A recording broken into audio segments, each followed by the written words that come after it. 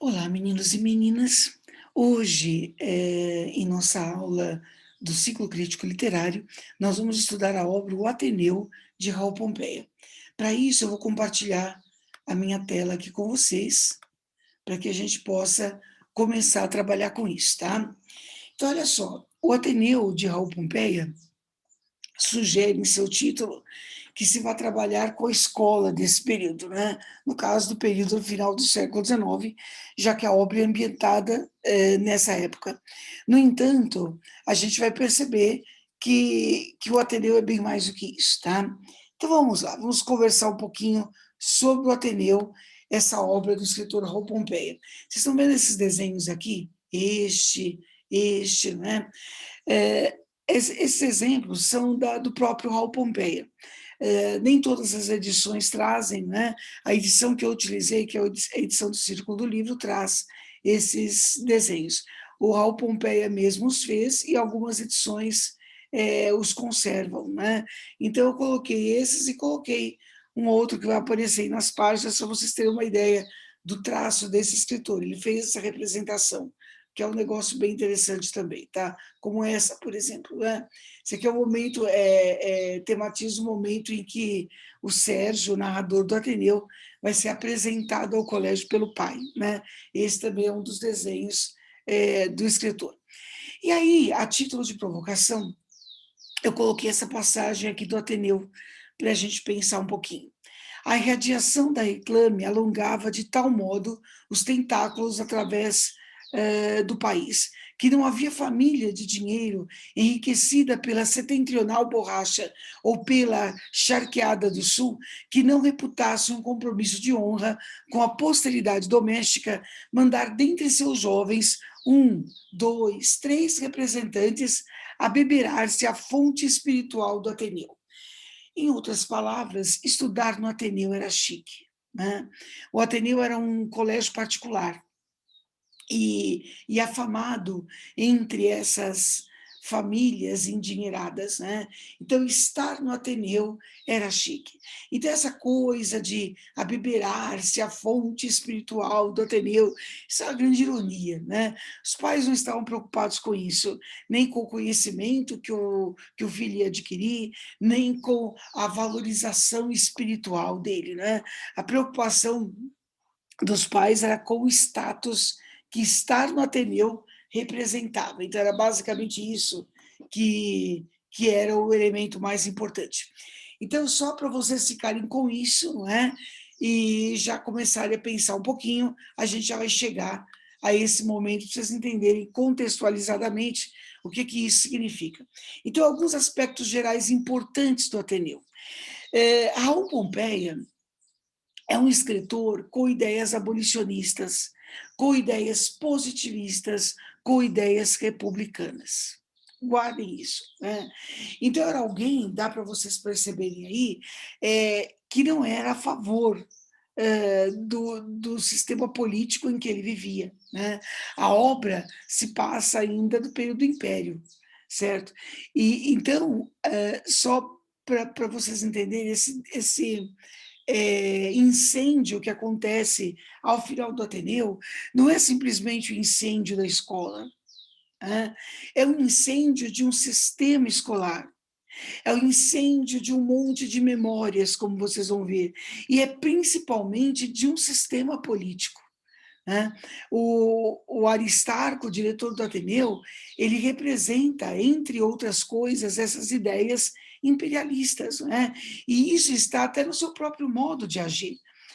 Esse Aristos, né, que é o que começa o nome Aristarco, significa nobre, né? Aristarco sonoramente lembra aristocrata. Então, o fato esse indivíduo que praticamente é o que mais chama atenção dentro do Ateneu, ele representa não só o diretor de escola, né? Mas ele representa todo um sistema. E o Ateneu, essa obra, foi uma forma que o Raul Pompeia encontrou de posicionar-se em relação a esse sistema. A obra Ateneu tem um subtítulo, que é Crônica de Saudades, né? Pois é, o fato é que as saudades aí não existem, né? O próprio autor, o próprio narrador ironiza isso no final do texto e já sugere isso nos capítulos iniciais. Ele fala em saudade hipócrita, né? Dos felizes tempos que vocês vão perceber que de verdade não são nada felizes, né? Então, Crônica de Saudade é um subtítulo que está ligado a essa ideia da ironia. A obra é narrada em primeira pessoa, quem conta é o Sérgio, que nós vamos ver já já, funciona como uma espécie de alter ego do Raul Pompeia. O Raul Pompeia se desdobra, né? É um outro eu, né? Ele se desdobra na figura do Sérgio, que vai contar as suas experiências no Ateneu. Na verdade, o Raul Pompeia estudou no colégio interno, e esse colégio interno era o colégio do Abílio. As experiências trazidas desse colégio não são as experiências mais positivas. É sempre bom a gente lembrar isso, né? Então, é o que eu disse a vocês, falar aí desse colégio, queimar essas lembranças, usar esse estilo nervoso para escrever tem a ver com todo o lado pessoal que essa obra tem, né? Não significa que tudo que está no Ateneu é verdade, não é? A verdade, obviamente, se mistura com a ficção, mas boa parte dessas experiências foram vivenciadas mesmo pelo seu autor na época que estudou no colégio interno, tá? Isso justifica porque essa narrativa é subjetiva, é pessoal. O estilo de Raul Pompeia, ao escrever esse livro, é um estilo nervoso, né?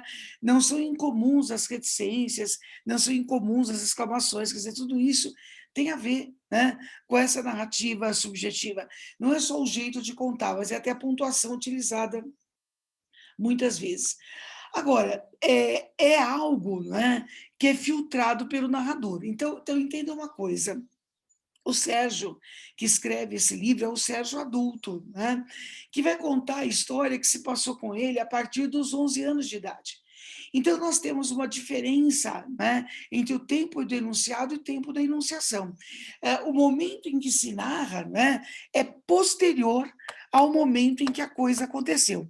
Isso significa que ele vai se lembrar dessas coisas, né? Como eu disse a vocês, tudo será filtrado pela memória. E aí, obviamente, o elemento subjetivo fica mais presente ainda. Claro que fica, né? Se está ali filtrado pela memória, quanta coisa não pode ter sido alterada com o tempo, né? Então, não é o mais importante a gente ver ali no Ateneu o que é verdade e o que não é, né? Mas é entender que existe um desdobramento semelhante, por exemplo, ao que acontece no romance A Relíquia, né? Em que o Teodorico mais velho conta a história do Teodorico mais novo. A diferença aqui é que esse narrador é um desdobramento do autor. Então, do mesmo modo que lá em A Relíquia existe essa filtragem pela memória e, portanto, talvez nem tudo que o Teodorico conte foi exatamente o que aconteceu, né? Pense que aqui existe o elemento autobiográfico, tá? Esse romance, ele acontece no final do século XIX. Então, a gente imaginaria logo de cara que ele é um romance realista, né? Ele é um romance ou é um romance naturalista, uma coisa ou outra, né? Com tendências maiores de um ou de outro. E outra, né? Tem isso que eu disse a vocês no começo. Existe uma tentativa aí, existe um questionamento de um sistema, né? Existe uma denúncia, e o autor aí tá falando a respeito disso. Acontece, gente, que esse romance, ele tem, enquanto movimento literário, ele é inclassificável, né? Ele tem elementos realistas, ele tem elementos naturalistas, tem elementos impressionistas e expressionistas. Os elementos impressionistas eu já mencionei a vocês, né? A história, ela é contada conforme o autor se lembra, né? A partir das impressões desse autor, da subjetividade desse autor. Isso explica por que essa obra não tem um enredo linear, né? Não é uma história em que se conta de uma enfiada, não é? Quer dizer, uma coisa acontece depois da outra. Veja, o autor, ele vai contando conforme ele se lembra. A história é contada por manchas de recordação. certo? Então, isso é um aspecto impressionista na obra. Aspectos realistas, não é? Nós temos a análise da sociedade do seu tempo, nós temos a análise psicológica das personagens, seja essa personagem o narrador, sejam os companheiros de classe, por exemplo. Aspectos naturalistas. A obra é marcada pela zoomorfização, como eu vou mostrar a vocês já já, não é? Aquele ambiente do Ateneu, gente, é um ambiente selvagem, não é? Mas não é à toa que o pai do Sérgio, quando leva para o Ateneu, diz, né? Vais encontrar o mundo, coragem para a luta, né? Porque é isso mesmo, é um ambiente selvagem, é um ambiente de delação, né? É um ambiente em que os alunos não são incentivados a serem amigos uns dos outros, a serem companheiros uns dos outros, mas eles são incentivados a competirem uns com os outros, a serem delatores, né?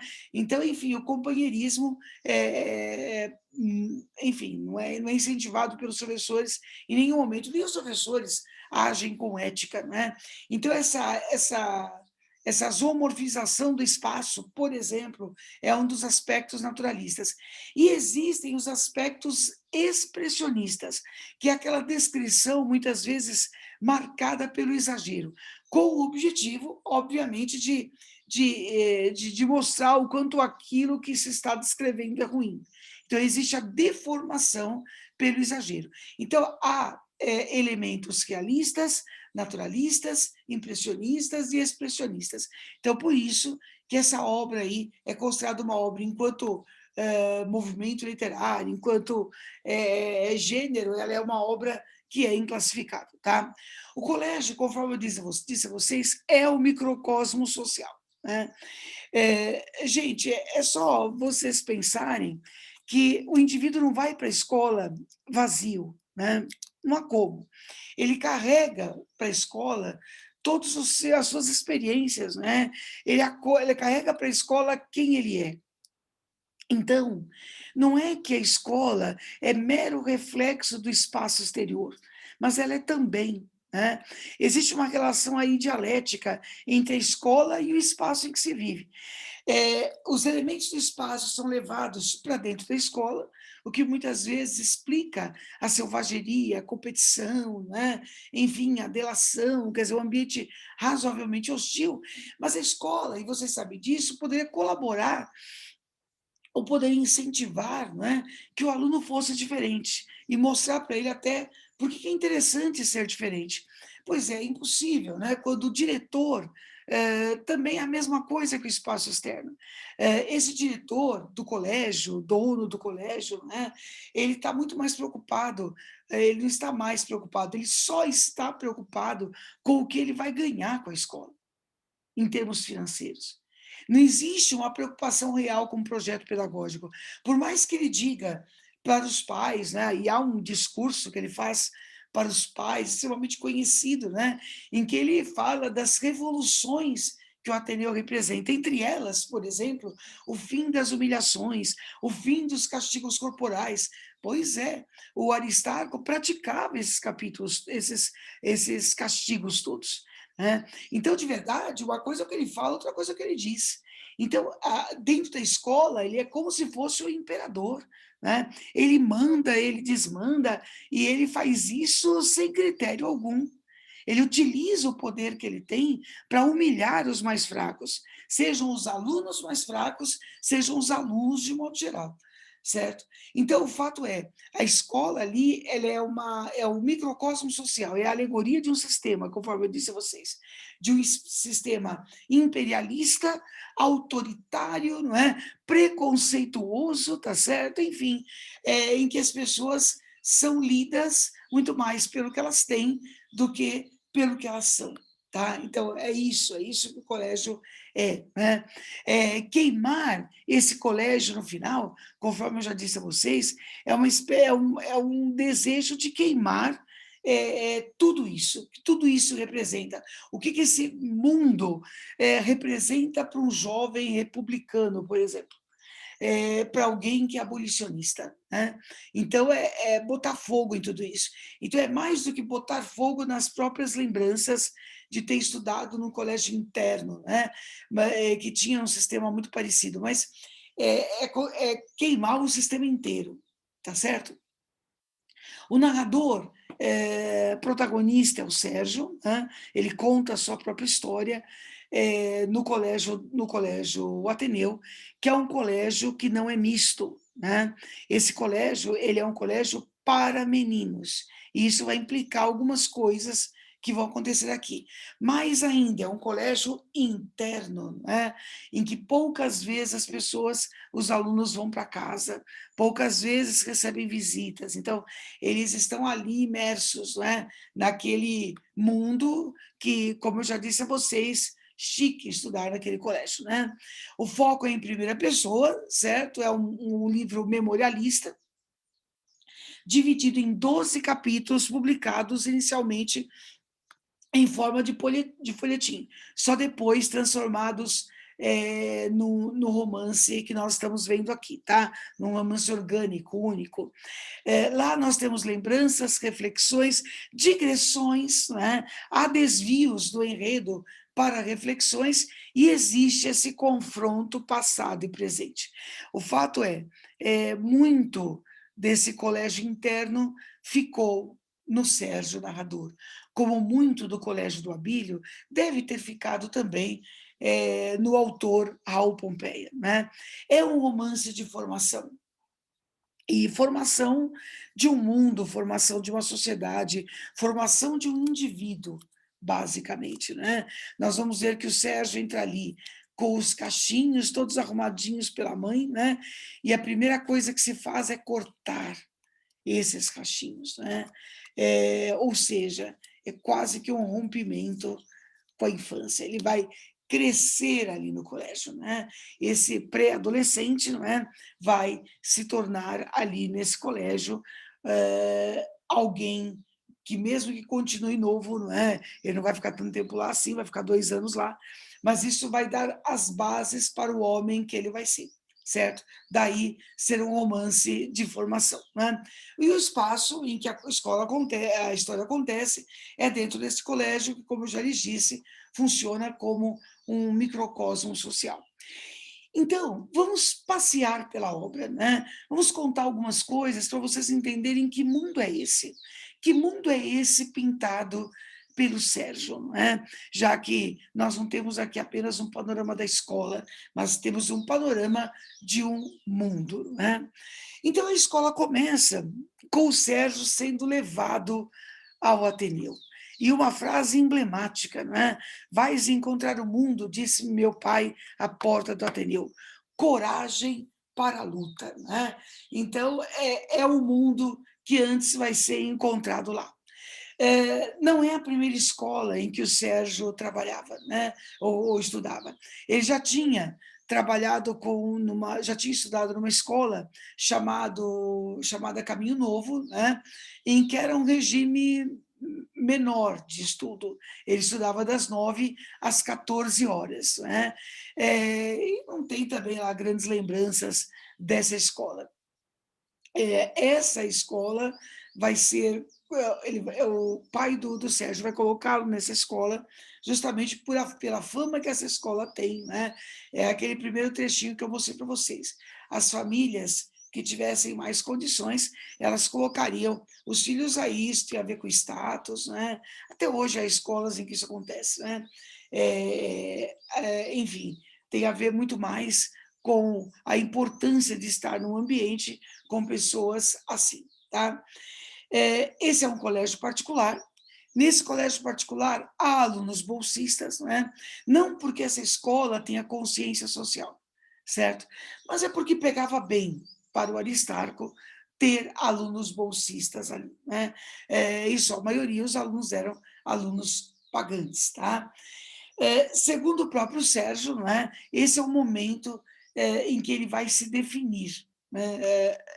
Como eu disse, existe aí a formação de uma personalidade. Olha só esse fragmento do Ateneu. O Ateneu era um grande colégio da época, afamado por um sistema de nutrida reclame e propaganda, né? Mantida por um diretor que, de tempos em tempos, reformava o estabelecimento, pintando jeitosamente de novidade, como os negociantes que liquidam para recomeçar com artigos da última remessa, só não muda o sistema para valer. Né? A pedagogia, se é que a gente pode chamar assim, do Ateneu, é uma pedagogia violenta, né? E isso se repete ano após ano. O doutor Aristarco Argolo de Ramos é o diretor da escola, né, dono da escola, da conhecida família do Visconde de Ramos, do Norte, enchia o império com o seu nome de pedagogo. Eram boletins de propaganda pelas províncias, conferências em diversos pontos da cidade. Aristarco era todo um anúncio. E olha, esse anúncio chega assim até a situações bastante sofisticadas, né? Os professores do Ateneu escreviam muitas vezes o livro, né, que seria utilizado na escola. Muito bem, o nome desses professores não aparecia, aparecia o nome do Aristarco Argolo de Ramos. Né? E esses livros muitas vezes eram distribuídos para fazer propaganda do próprio Aristarco. Gente, vocês estão pensando que ele é um cara narcisista? Ele é, viu? Não é só a questão do colégio, não, mas é a autopropaganda. Né? Até quando os alunos fazem coisas interessantes, como exposições do colégio, ele puxa aquilo para ele. Né? Há uma cena no final que chama muito a atenção. Alguns alunos mandam fazer um busto em homenagem ao Aristarco, né? E naquela festa de fim de ano em que aparece o tal do busto, né? E as pessoas ficam admiradas, né? E falam do busto e não sei o quê. Muito bem, o Aristarco chega a ficar com ciúme do próprio busto. É como se ele dissesse, pô, estou aqui e fico olhando para o busto, né? Então, o fato é, o Aristarco quer que todas as atenções, tudo seja ligado a ele. Né? O colégio é a sua grande obra. Né? Então, ao fazer propaganda do colégio, ele basicamente faz propaganda de si mesmo. É isso que de verdade está acontecendo lá. Tá? Bom, o Sérgio ele vai ter os seus cabelos cortados, que é uma forma simbólica, aqueles cachinhos bonitinhos e tal, né? É uma forma simbólica de rompimento, como ele mesmo vai chamar, da estufa materna, né? A estufa de carinho, que é o regime do amor doméstico. Ele vai sair desse aconchego do lar, né? Para ir parar dessa selva que é o Ateneu. Como eu já lhes disse, o Ateneu é um colégio de meninos, né? Poucas são as mulheres do Ateneu. Uma delas é a dona Ema, né? Que auxilia o Aristarco. Aliás, essa escola é conjugada com a casa do Aristarco, né? E a dona Ema, portanto, está sempre presente ali. Veja que Ema é anagrama de mãe, né? Então, por um lado, a dona Ema vai representar a mãe que está distante, não é? Mas não é só isso. Ela é uma mulher bonita, né? Ela é uma senhora, mas já é uma mulher bonita, mas é uma mulher bonita, e ela muitas vezes vai povoar o imaginário desses pré-adolescentes sexualmente. Existe ali uma relação edipiana lá com a dona Ema, né? Há uma outra mulher no Ateneu, é a Ângela, né? A Ângela que é descrita, como vocês vão ver daqui a pouco, de uma forma extremamente zoomorfizada. Ela é uma empregada do Ateneu, tá? E é uma jovenzinha que muitas vezes usa os seus atrativos, não é? Para que ela chamasse a atenção dos meninos, não é? Tudo para o Aristarco, esse diretor do Ateneu, não é a pedagogia, né? Tudo para ele é o dinheiro, é isso que conta. E isso aparece até na maneira de tratar os alunos. Ele trata bem os alunos que são os alunos pagantes integralmente. Né? Ele trata mal quem é bolsista e ele também trata mal aqueles que estão com a mensalidade atrasada. Né? Isso é suficiente para eles serem menosprezados dentro da escola. Então, é o que eu disse a vocês. Né? Os interesses do Aristarco, não é? Os interesses do Aristarco estão ligados aos seus interesses, não aos interesses da educação. né? Aquilo ali é uma empresa em que a única coisa que importa é ganhar dinheiro. E no caso, como o Aristarco é um homem narcisista, né? Ele se autoprojetar a partir do colégio. Isso vai ficar também para a gente muito claro, né? Bom, no colégio ele é encaminhado para o seu dormitório, né? Ele, olha, dizer que ele vai fazer amizades é um pouquinho demais logo no começo, né? Mas ele é alertado por alguns alunos. Um deles chega a dizer assim, olha, isso aqui é uma escola de meninos? Não, é uma escola mista. Né? Existem os homens, né? Mas existem aqueles que são como meninas. Né? As meninas são aquelas que devem favores, ou que fazem favores. Né? O fato, gente, é que o Ateneu, existe no Ateneu o homossexualismo. E, assim, eu não vou colocar homossexualidade, vou colocar homossexualismo, porque aqui, sendo uma obra do final do século XIX, isso aparece como uma deformação mesmo, né? Uma deformação de caráter, né? Uma deformação de comportamento, tão ao gosto de obras naturalistas. Qual é o motivo desse homossexualismo ser tão frequente no Ateneu? A questão aí é fisiológica, né? São meninos que estão entrando na adolescência, né? Os hormônios começam a ficar aflorados, não há mulheres no Ateneu, com exceção dessas duas que eu lhes disse, muitas vezes isso é canalizado para os próprios meninos, né? Que sempre às escondidas, porque existe toda essa ideia de pecado, de errado, né? Enfim, né? Tudo isso vai fazer com que muitas vezes isso aconteça às escondidas, né? Mas vai haver uma cena em que o Aristarco vai descobrir um desses casos, e a gente vai ver o que acontece, né? Esses aqui são os amiguinhos do Sérgio, olha só os amiguinhos. Vejam a descrição toda deformada, né? Deformada aí pela emoção, deformada pela memória, né?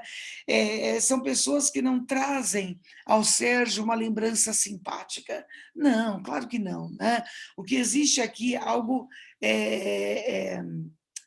são lembranças ruins de se ter, né?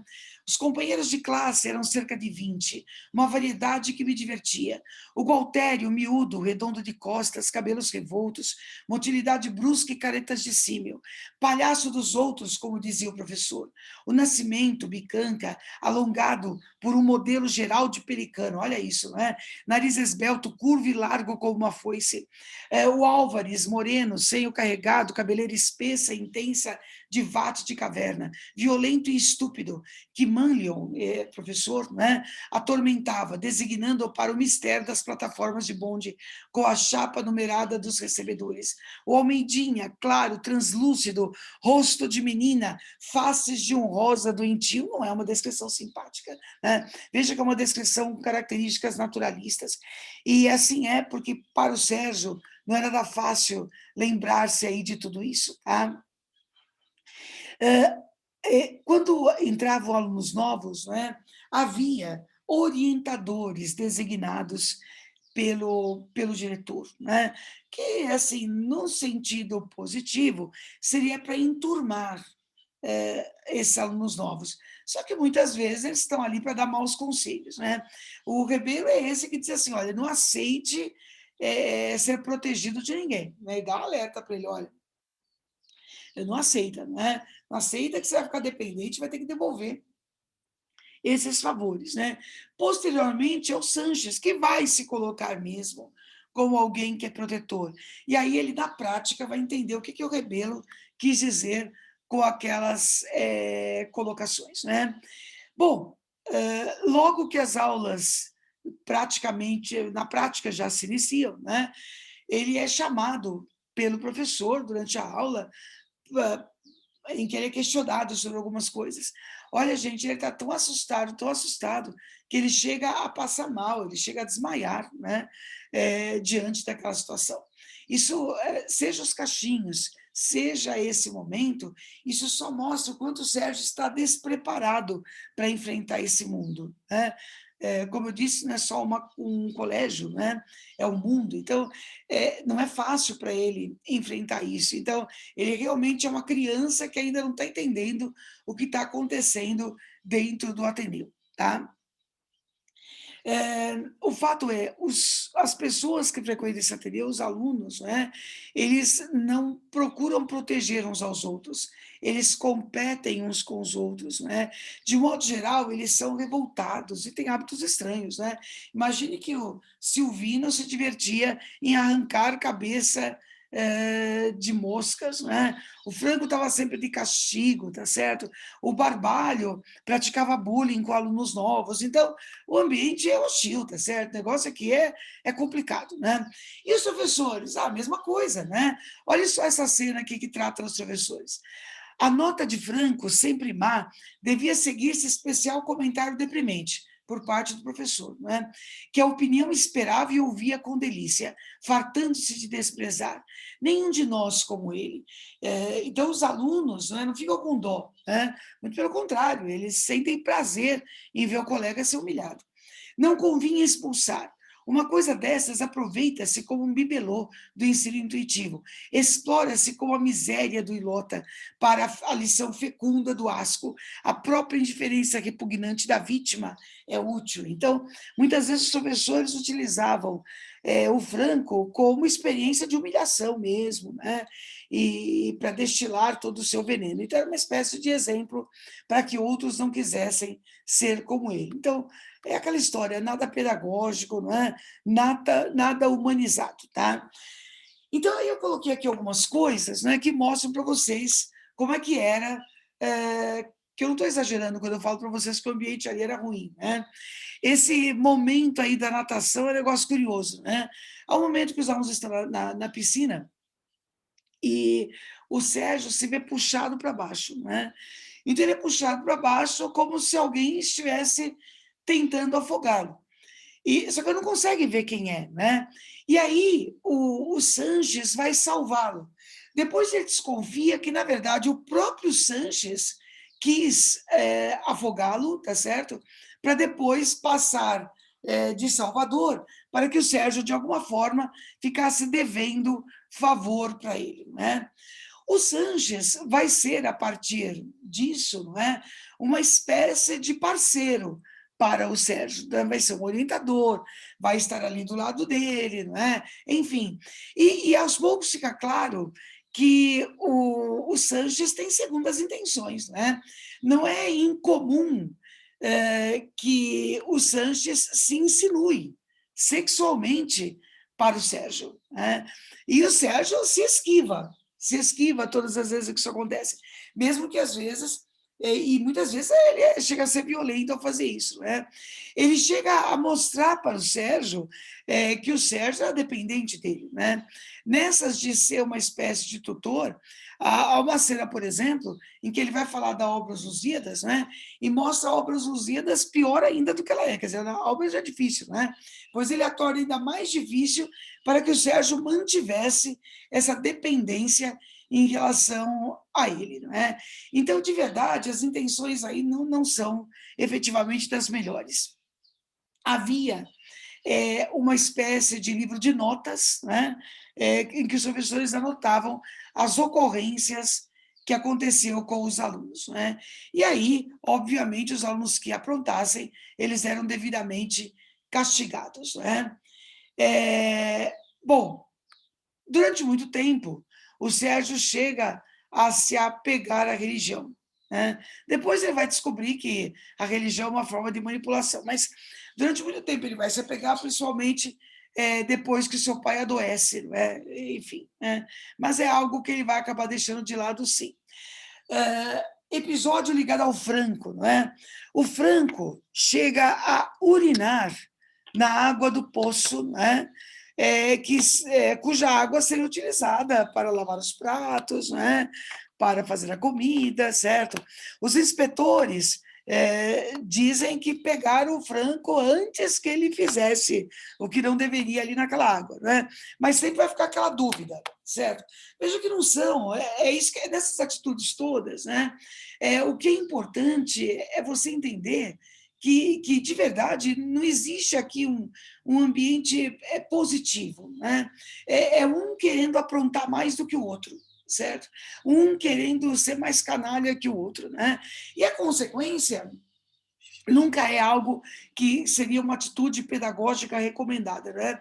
A consequência é sempre uma situação hostilizada, né? É sempre uma situação agressiva, quer dizer, o indivíduo, quando faz alguma coisa, ele não é orientado para que ele não faça de novo. Não, ele é humilhado, o que o deixa ainda mais revoltado para que ele faça pior das próximas vezes, né? Bom, o fato é que as coisas podem ser piores, né?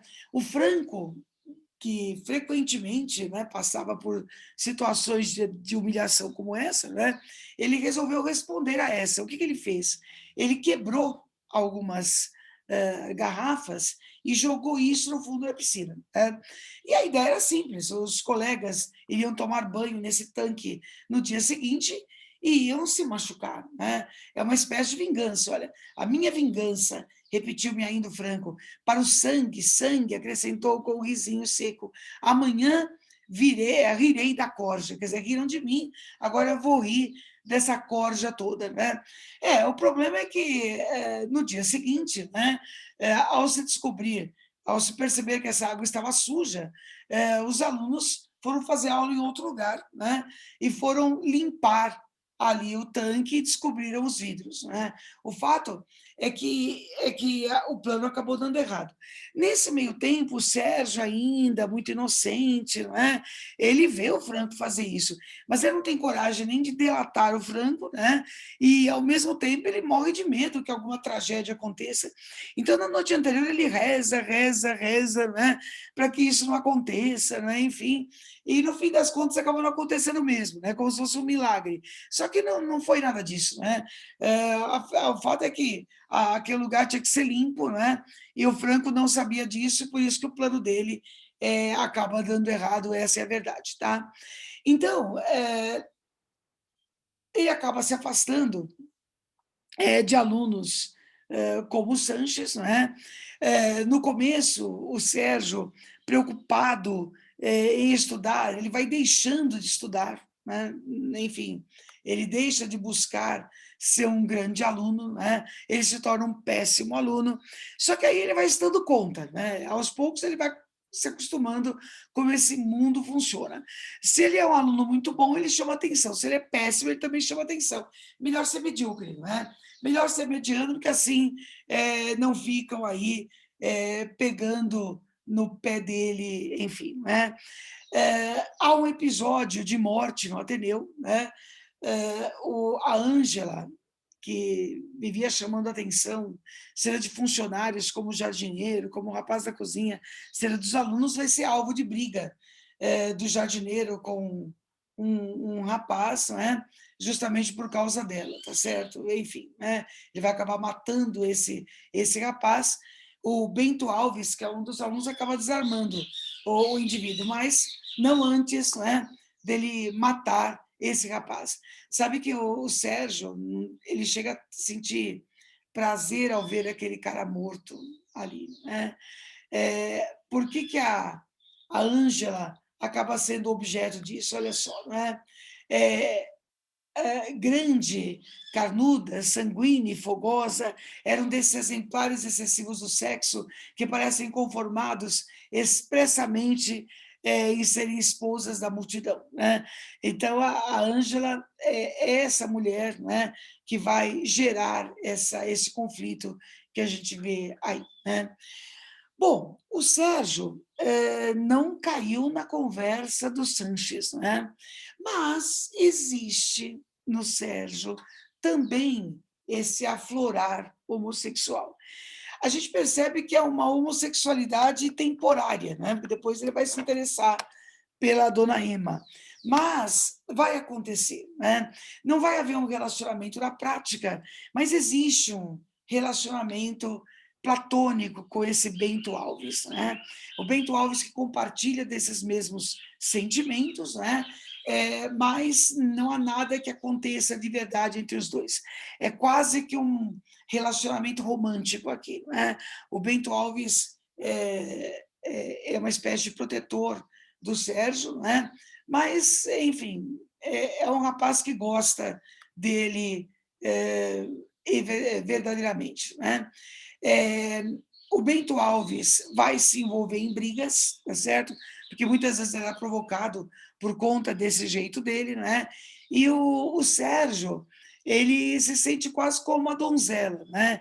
Envaidecido quando o Bento Alves briga, né? Quando sai ferido, ou mesmo assim, e mesmo assim ele, enfim, sai vencedor muitas vezes dessas brigas, né? Então o Sérgio aí até se descreve em muitos momentos como se fosse uma donzela, né? Depois do Bento Alves, existe essa aproximação com o Egbert, e aí também é uma relação aí mais distante, não acontece um relacionamento amoroso na prática, né? Mas existe uma aproximação afetiva aí, né? Muitas vezes, por conta de toda a repressão que é representada pelo Aristarco, não é? Essa coisa das pessoas não poderem ser quem elas são, o ambiente é esse, não é? É um ambiente sempre muito repressor. Os alunos, para poderem se comunicar, o fazem por cartinhas, não é? É uma correspondência que ia circulando clandestinamente no Ateneu. Pois é, numa dessas correspondências, não é, uma cartinha interceptada. E é interceptada pelo Cândido, que se assina como Cândida, não é? Aquele a quem ele destinava os seus afetos. Não é? E o que o Aristarco faz diante da interceptação dessa carta é humilhar o Cândido na frente de todos os colegas. Meninos, temos mulheres no Ateneu, né? E apresenta a dona Cândida, né, para os alunos. Então, veja que mesmo que o, o Aristarco acreditasse que a homossexualidade fosse um problema, fosse uma doença e tudo mais, ou seja lá o que fosse, né? Como um diretor de escola, como um pedagogo, ele jamais poderia ter feito o que fez. Né? O que ele deveria ter feito, se fosse o caso, era conversar com o menino, mas é óbvio que o Aristarco jamais faria uma coisa dessas. Né? O Sérgio adoece, né, no Ateneu, quem vai cuidar dele é a dona Ema, né? E aí ele começa a se ver interessado, apaixonado pela dona Ema. Esta situação aí em que ele vai ser cuidado por ela vai acontecer principalmente no período de férias, né?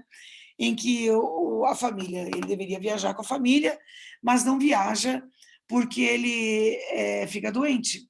E aí ele vai ficar aos cuidados do Ateneu. A família vai viajar, né? Mas ele fica ali. Então, o que a gente percebe no Sérgio, na verdade, é uma grande carência.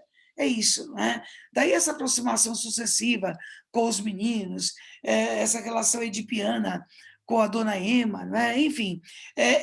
Assim, essa carência ela não é suprida. A verdade é essa, né? Ele foi tirado ali dos cuidados maternos, colocados ali num espaço absolutamente selvagem, né? E o que o Sérgio sente é uma grande solidão, um grande abandono, não é? No ambiente de férias. Daí esses interesses sucessivos, né? Que vão acontecer por qualquer pessoa que demonstre qualquer tipo de carinho por ele, né? Que é o que acontece com o Bento Alves, com o Egbert e depois com a dona Ema, tá?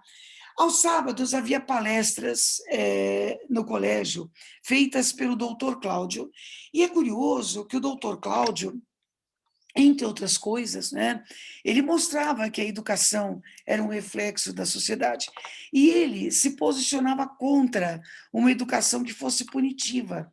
É um contraste dentro do Ateneu, né? Porque a educação do Ateneu ela é punitiva, ela não é uma educação orientadora, né? Mas é uma educação punitiva, em que se acredita que por esse método as pessoas efetivamente vão ser melhores, né? Pelo menos é isso que essa educação tradicional é, é, defendia. E o doutor Cláudio não, ele tinha ideias que eram diferentes, né? Bom, existe a preparação para a festa, que sempre acontecia, aquela cena que eu já falei para vocês do busto do Aristarco, e aí se a gente tinha dúvida de que o Aristarco era narcisista, a gente não vai ter dúvida nenhuma nessa festa, né? Porque ele vai ter ciúme aí do próprio busto, não é? Da própria escultura, né? Bom, essa sucessão de fatos, e eu mostrei alguns a vocês, justamente para que vocês entendam esse Ateneu como um ambiente autoritário, não é? Um ambiente autoritário mesmo, não é de autoridade, não é? Mas é autoritário, em que as pessoas são desrespeitadas, em que as pessoas são humilhadas, não é? Tudo isso justifica o desfecho do Ateneu. O Américo era um dos alunos mais revoltados do Ateneu. Era um aluno que estava lá sem querer estar, o pai o obrigou a estar, né? E ele é o suspeito de ter colocado fogo no Ateneu. A tragédia só não foi maior porque isso aí aconteceu no momento em que a maioria dos alunos não estava lá, porque era justamente o período em que eles estavam fora, não um período de férias, e o Américo estava lá. Então, o suspeito teria sido ele. Né? Em nenhum momento a obra diz com todas as letras, né? Mas ele foi acusado, né? Acreditava-se que era ele. E nesse incêndio do Ateneu, o Américo morre. Sendo ele ou não, ele vai morrer queimado dentro do Ateneu. E a dona Ema, que lá estava também. A cena do fogo do Ateneu, né, é assistida, né, vista, perdão, pelo Aristarco. É como se o Aristarco sentasse à frente e visse, não é? O seu mundo ruir. Então, é o que eu disse a vocês, o incêndio do Ateneu é a purificação do narrador, né? É o narrador que se vinga desse colégio interno em que ele estudou, mas simultaneamente é o fim de um sistema, né? É o desejo do fim desse sistema. É esse Raul Pompeia, abolicionista, republicano, não é? Que tinha ideias bem diferentes disso que está ali no colégio, né? Que bota fogo em todas essas suas lembranças, né? Que coloca ali naquele momento, né, encontra ali uma maneira de destruir este mundo, não é? Este mundo que não lhe parecia correto, este mundo que lhe era hostil, certo? É isso então, meninos e meninas. Caso vocês tenham qualquer dúvida, vocês escrevam, que eu vou ter o maior prazer em explicar para vocês, tá bom? Então, um grande beijo e até a próxima aula.